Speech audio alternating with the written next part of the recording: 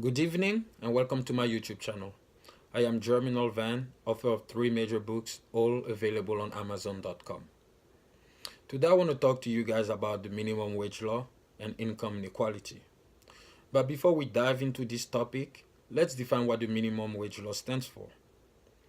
The minimum wage law is a legislation that was implemented in 1938 by the United States Department of Labor, which prohibits an employer from paying an individual less than a given hourly, daily, or monthly wage.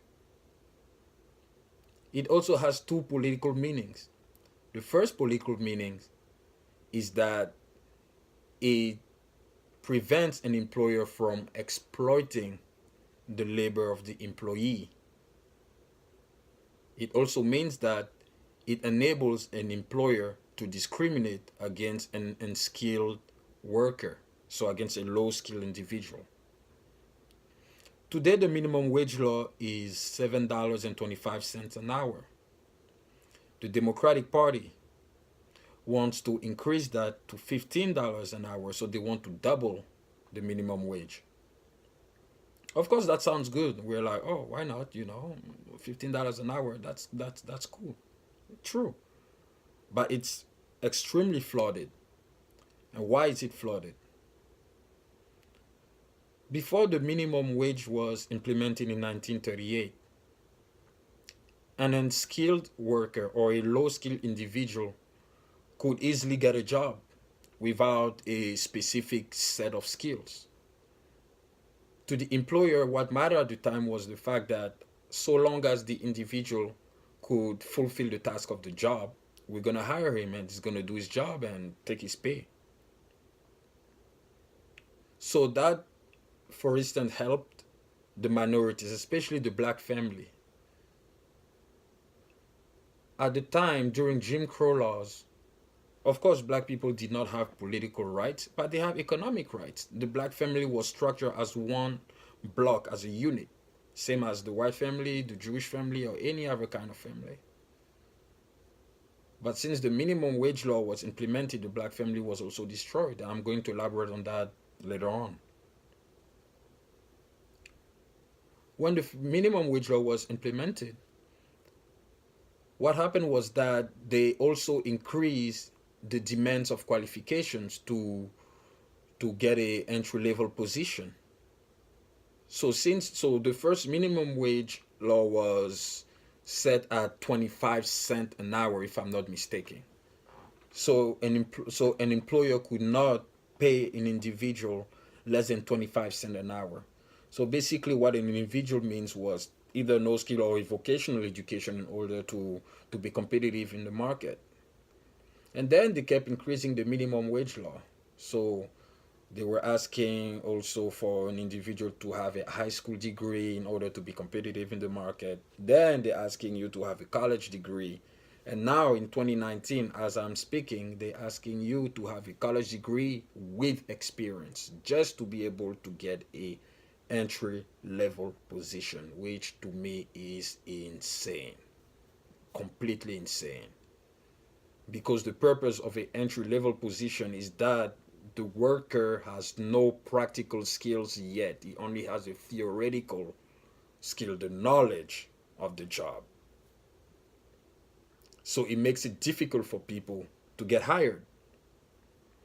And with the Democratic Party, who is pushing for the minimum wage to be increased to $15 an hour, it means that an individual needs now a master's degree to get an entry level job. Where in America, it's not everybody who can afford postgraduate school. People are always complaining about the fact that there's income inequality, people can afford this, they can afford that, and you want to increase the minimum wage law. What favor do you do to those who are on the wrong side? For those who are poor, for those who cannot afford. That's what the question is. And they're the one who wants to increase the minimum wage law. The minimum wage law doesn't personally affect me. I'm fine. I have the education I need to meet the requirement. But for the one, for instance, who lives in the project, If there was no minimum wage law, that person could have still get a job. He would have been proud to have a job because it will make him productive. Sure, he won't be rich, but at least he will be contributing monetarily for his family. He will feel valuable to wake up in the morning and knows that he's going to make whatever money he will be making. But the fact that the minimum wage is increasing, you have now more people in poverty. So you have people who wake up, they live in the project, they have no purpose. What they do, they do drugs, they drink all day long until they die.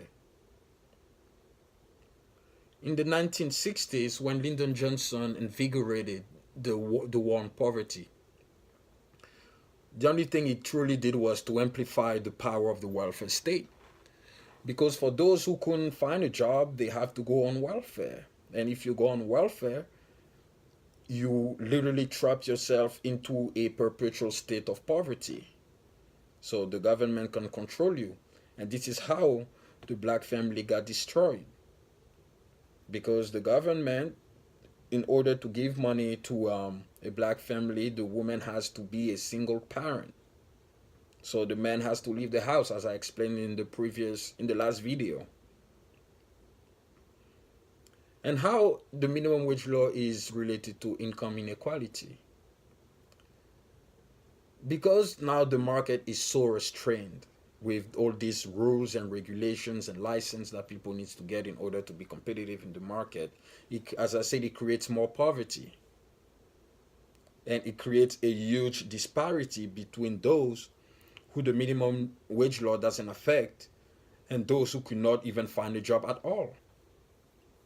And with automation now going on, there are more people who will not even be able to be hired. And this is how now more projects will be created. And this is the work of the left.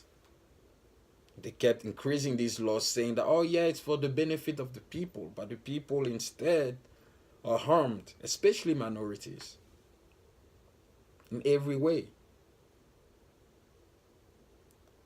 When we look at the black family once again, we had in the last video I said that the level of poverty, so the unemployment rate in the black family was 22%. Now it's 73%. As the minimum wage law kept increasing. So how to close the gap of income inequality? You can either reduce the minimum wage or repeal it completely.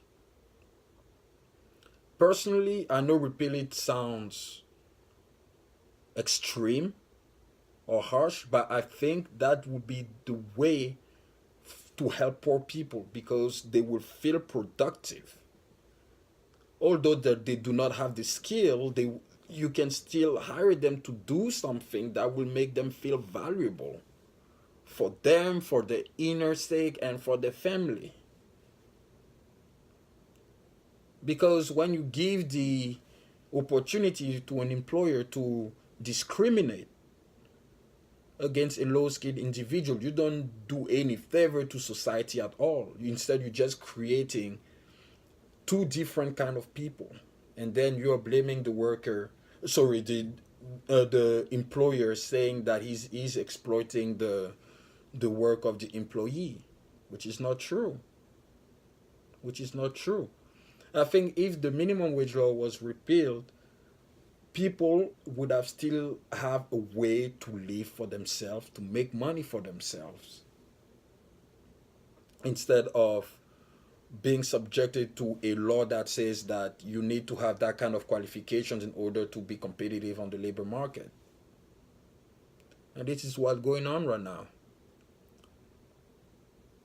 So personally, I'm a strong advocate of the repeal of the minimum wage law, the revocation of it, because it doesn't do any good to the minorities, especially to the poor, and the Democratic Party is being hypocritical about it.